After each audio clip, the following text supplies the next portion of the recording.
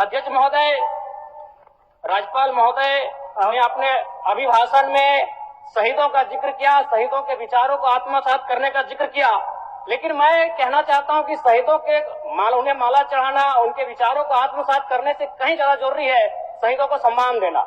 मैं एक झारखंड, चूंकि माननीय मुख्यमंत्री भी झारखंड आंदोलनकारी के सुपुत्र, आज वो मुख्यमंत्री हैं, मैं भी एक झारखंड आंदोलनकारी का बेटा हूं, आज मैं विधायक के रूप में आपके बीच हूं, लेकिन आज असंख्य झारखंड आंदोलनकारी के परिवार है जो आज छत विक्षत हो चुका है। इसलिए मैं चाहता हूं जिस प्रकार एसटी आरक्षण, ओबीसी आरक्षण और एससी आरक्षण, ईडब्ल्यूएस आरक्षण के साथ झारखंड आंदोलन की लड़ाई लड़ने वाले आंदोलनकारियों के परिवार को, आश्रितों को 5% आरक्षण की व्यवस्था की जाए, ये मैं सदन से मांग करता हूं। अध्यक्ष महोदय। सदस्य जयराम जी बोलिए,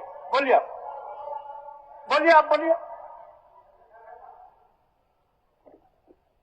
धन्यवाद अध्यक्ष महोदय। मैं माननीय राज्यपाल महामहिम के अभिभाषण की सराहना करने के साथ साथ अभिभाषण के विपक्ष में कुछ बातें रखना चाहता हूं। माननीय राज्यपाल के अभिभाषण क्रम संख्या 6 में केंद्र सरकार से 1,36,000 करोड़ वापस लाने की बात कही है और सही भी है, और हर एक राज्य को उसका बाकी पैसा मिलना चाहिए, उनका हक मिलना चाहिए। लेकिन अध्यक्ष महोदय, मैं आपके माध्यम से सरकार से पूछना चाहता हूं कि राज्य के सभी बैंकों ने मिलकर 2019 से 2024 तक 5,55,018 करोड़ रुपए दूसरे राज्यों को भुगतान करने का कार्य किया है। बैंक में जो पैसा डिपॉजिट होता है वो दूसरे स्टेट को जाता है, और अगर अभी देखा जाए तो झारखंड का सीडी रेशियो मात्र 36% है, जबकि आप तुलनात्मक अध्ययन करें तो आंध्र प्रदेश का सीडी रेशियो 110 के आसपास होता है, तमिलनाडु का सीडी रेशियो 115 के आसपास होता है। और सबसे महत्वपूर्ण बात कि बैंकर समिति के अध्यक्ष माननीय मुख्यमंत्री होते हैं।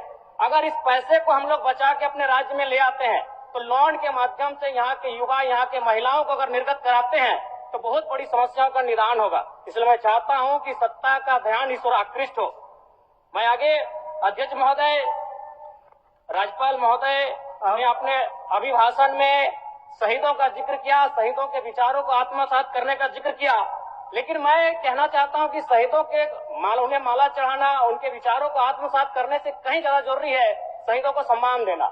मैं एक झारखंड, चूंकि माननीय मुख्यमंत्री भी झारखंड आंदोलनकारी के सुपुत्र, आज वो मुख्यमंत्री हैं, मैं भी एक झारखंड आंदोलनकारी का बेटा हूं, आज मैं विधायक के रूप में आपके बीच हूं, लेकिन आज असंख्य झारखंड आंदोलनकारी के परिवार है जो आज छत विक्षत हो चुका है। इसलिए मैं चाहता हूं जिस प्रकार एसटी आरक्षण, ओबीसी आरक्षण और एससी आरक्षण, ईडब्ल्यूएस आरक्षण के साथ झारखंड आंदोलन की लड़ाई लड़ने वाले आंदोलनकारियों के परिवार को, आश्रितों को 5% आरक्षण की व्यवस्था की जाए, ये मैं सदन से मांग करता हूं। अध्यक्ष महोदय, थोड़ा सा और समय लूंगा। अब हो गया जयराम, जब सरकार का उत्तर होना है अब सरकार, फिर बाद में फिर सेकंड पारी में मौका मिलेगा। मान्यवर 30 सेकंड, मान्यवर 30 सेकंड।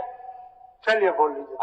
राज्यपाल महोदय के अभिभाषण में इको टूरिज्म डेवलपमेंट कॉर्पोरेशन निर्माण की बात कही है, जो कि सराहनीय है, और मैं चाहता हूं मेरे क्षेत्र में एक पारासात में पुत्रीगढ़ी आता है और डेलिया डैम आता है, उनका उस दिशा में भी डेवलपमेंट करने की दिशा में आगे बढ़ा जाए। और सबसे महत्वपूर्ण बात जो झारखंड के नाम में छुपा है, झाड़ और खंड, झाड़ यानी जंगल, खंड यानी जमीन भूभाग, एक बहुत बढ़िया संबोधन अभिभाषण रहा महोदय, जिसमें उन्होंने जीएम लैंड की जो रसीद 2017 में रोकी गई थी उसकी रसीद पुनः काटी जाएगी। लेकिन मैं साथ ही साथ यह भी चाहता हूं, क्योंकि झारखंड में जितने भी उद्योग स्थापित हैं, चाहे वो रांची का एचईसी हो, दिल्ली का हिंडाल्को हो, सरकार का उत्तर माननीय मुख्यमंत्री, यदि 20-25 वर्षों के बाद उन उद्योगों की जमीन खाली पड़ी है, माननीय मुख्यमंत्री को वापस कराई जाए, मैं आपसे ये मांग करता हूँ। धन्यवाद।